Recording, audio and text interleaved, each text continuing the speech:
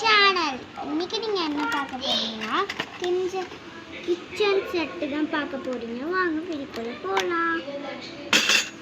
இதில் தோசை செய்வது கரண்டி இது. அதுக்கப்புறமா இது அடுப்பு இது வச்சு இதுக்கு மேலே வடைகளை வச்சு அது மாதிரி. அதுக்கப்புறமா இதை பழம் ஃப்ரூட்ஸ்லாம் வைக்கணும் அது மாதிரி.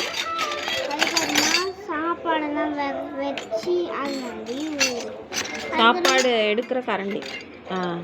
அதுக்கப்புறமா இது கடாய். அதுக்கப்புறமா இது வேக வச்சு ஃப்ரூட்ஸ் எல்லாம் கட் பண்ணி இது பண்ணுறது.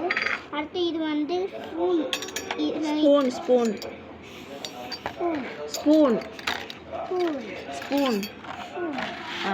அதுக்கப்புறமா இது இட்லி தட்டு. இது கலரில் தான் இருக்குது. இட்லி தட்டு